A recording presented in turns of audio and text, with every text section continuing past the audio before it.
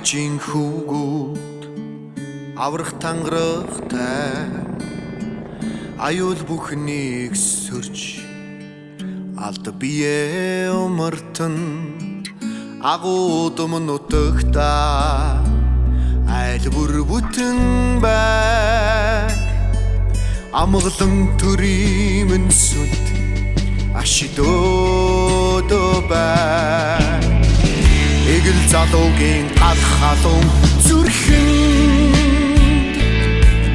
их орон минь та бүтнээрээ багтнаа ээж хүний хайр дүүрэн бүэнд их нутаг минь та инх тунх жаргнаа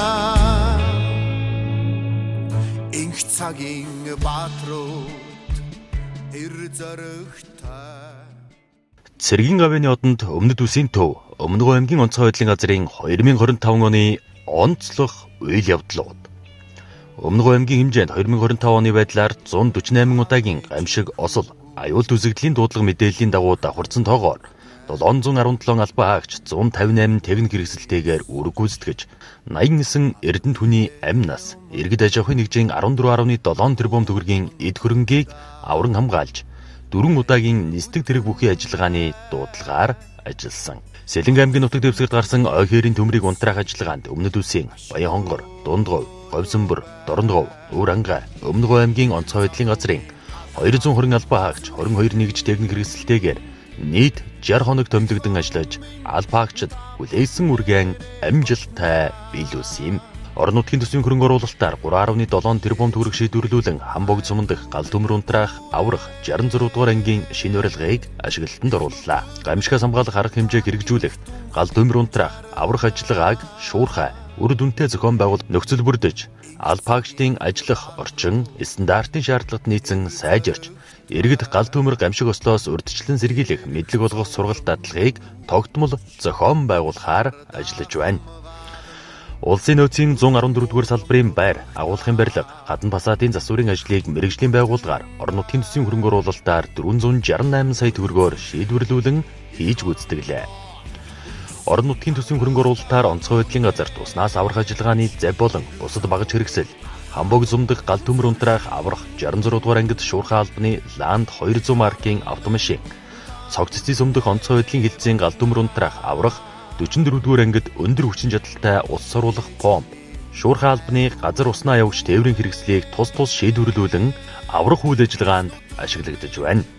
Мөн орон нутгийн төсвийн хөрөнгө оруулалтаар 3 тэс сумдах гал төмөр унтраах аврах 67 дугаар ангийн барилгын гадна улан доторх иж бүрэн засварыг 190 сая төгрөгөөр хийж гүйцэтгэж албан хаагчдын ажиллах орчин нөхцөлийг сайжруулад байна. Улсын төсвийн хөрөнгө оруулалтаар онцгой байдлын газрын авто тавилангийн өргөтгөл засварыг хийж албан хаагчдын сэтгэл зүйн бие бэлтрийн бэлтгэлжилтийг дээшлүүлж, чөлөө цагийг зөв зөвхөстэй өнгөрүүлэх зорилгоор Монголын уламжлалт шагаан харва, фитнес, саун болон эмч сэтгэл зүйчийн өрөөг тус шинээр байгуулж, сүүлийн үеийн тоног төхөөрөмжөөр тохижуулсан.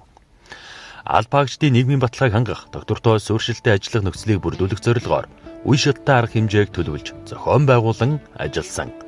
Үүнд 70 задгад сумд оюу апартамент хотгонд 40% хөнгөлөлтөө үнээр албан хаагчдыг оруулахаар барилгын компанитай гэрээ байгуулан барилгын ажил 85%-тай явагдаж байна. Тус барилгыг 2026 оны 1-р улиралд ашиглалтанд оруулахаар төлөвлөн ажиллаж байна. Орон нутгийн төсвийн хөрөнгө оруулалтаар 990 сая төгрөгийг шийдвэрлүүлэн цогццын сумын онцгой байдлын хилтэс, гал төмөр унтраах аврах 44-р ангид бусад орон нутгаас томилогдсон албан хаагчдад зориулсан 3 давхар 7 айлын орон сууцанд 4 албан хаагчийг хамруулад байна. 3 тэс сумын засаг даргын шийдвэрээр 1 албан хаагчийг албан тушаалын орон сууцанд хамруулсан. Албан хаагчдын санаачлагаар өөрсдийн дотоод нөөц боломжид тулгуурлан мөрөөдлийн хаус төслийг 3 дахь жилдээ хэрэгжүүлэн 2025 онд 6 албан хаагчид хувийн орон сууцыг барьж түлхүүрийг гардуулан хүлээлгэн өглөө. Өмнөгөө аймгийн засаг даргын нутгийн гишг хөтөлбөрийн хүрээнд төрийн албан хаагчдад олгодог дэмжлэгт 3 албан хаагч тус бүр 5 сая төгрөг, цогццын сумын засаг даргын төрийн албан хаагчдыг орон сууцчуулах хөтөлбөрийн хүрээнд 3 албан хаагч тус бүр 20 сая төгрөгийн дэмжлэгт тус хамруулан нийгмийн баталгааг хангаж ажилласан. Шинэхэн гэр бүлд мартагдшгүй дурсамж үлдээх зорилгоор тус газрын хүндэтгэлийн өргөнд онцгой хөрөм гэрэл ёслолын арга хэмжээг анх удаа ёслол төгөлдөр зохион байгууллаа. Энэхүү хөрмийн арга хэмжээнд онцгой байдлын газрын хамт олон болон хосуудын аав ээж, гэр бүл, анд нөхөд зөвлөрч гэрлэлтийн гэрчлэгийг гардан авч хайрын бөгчөөн солилцсон юм. Албаагчдын эрүүл мэндийг хамгаалах зорилгоор эрүүл мэндийн урьдчилан сэргийлэх үзлэгт хамруулж нарийн мэрэгжлийн эмч үзлэгт хамрагдах шаардлагатай 30 албаа хаагчийг Улаанбаатар хотын анагаахын шинжилгээ ухааны үндэсний төвтэй хамтран үзлэг шинжилгээнд хамруулсан. Албаагчдын мэрэгжлийн ур чадвар, техник технологийн мэдлэгийг олон улсын түвшинд дээшлүүлэх, гадаад улсын дэвшилтэд туршлах, сайн жишгийг судалж, үйл ажиллагаандаа нэвтрүүлэх зорилгоор бүгд найрамдах Хятад улсад 12 офицер, 4 ахлагч, Оросын холбооны улсад 1 ахлагч, Саудын Арабын хаант улсын Риад хотод 2 офицер бүрэлдэхүүнийг тус хамруулсан. Онцгой байдлын ерхий газрын 2025 оны сургалт бэлтгэлжилтийн төлөвлөгөөний дагуу Өмнөд Улсын төвд дараах нэгдсэн сургалт тэмцээнийг амжилттай зохион байгуулан ажилласан. Өмнөд Улсын онцгой байдлын байгууллагын сахилгын зөвлөгөөнийг анх удаа бүсийн хэмжээнд зохион байгуулж нийт 580 офицер, ахлагч, бүрэлдэхүүн цахимаар хамрагдлаа.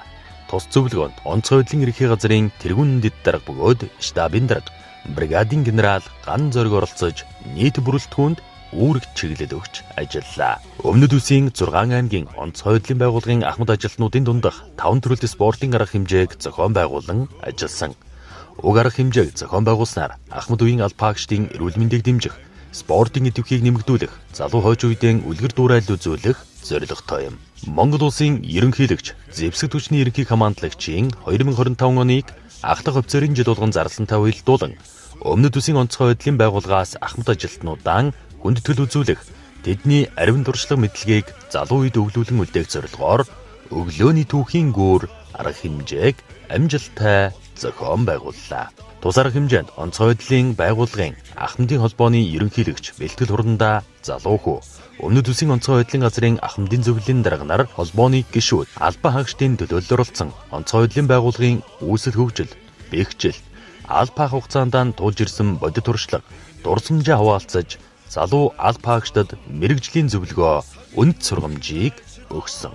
Өмнөд аймгийн засаг даргуулан аймгийн удирдлагууд бүгд найрамдах Хятад улсын Өвөр Монголын өөрчлөлт засаг орны Баяннуур хотын урдын дунд хошууны удирдлага онцгой байдлын албаны төлөөлөлтөө 2025 оны 10 дугаар сарын 30-ны өдрөөс 11 дугаар сарын 2-ны өдрүүдэд уулзалт арга хэмжээг зохион байгууллаа. Уулзалтаар Баяннуур хотын Ойхээрийн төмрээс урьдчилан сэргийлэх, унтраах штабтай хил орчмын бүс нутгийн гамшигын эрсдэл, Ослын нөхцөл байдлын талаар мэдээлэл солилцох, урьдчилан сэргийлэх, харилцан туслалцах аврах ажиллагааг нэгдсэн зохион байгуулалтаагаар хэрэгжүүлэх талаар хамтран ажиллах сан жижиг байгуулсан.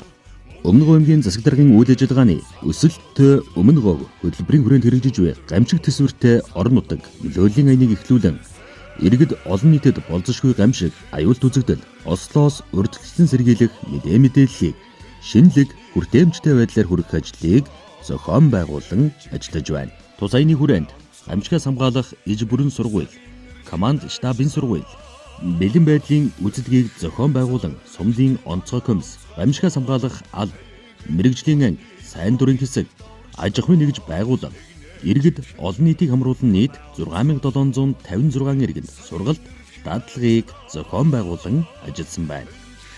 Иргэд олон нийтэд хиймэл оюун ухаан суурилсан дэвшилтэт технологиг ашиглан сургалт, сурталчилгааны контент, танин мэдхүй мэдээлэл сэрэмжлүүлэх, мэдээг боловсруулж, аймгийн хэмжээнд сар бүр онцгой мэдээ сонин, аврагчийн цаг нэвтрүүлгийг бэлтгэн хүргэж байна.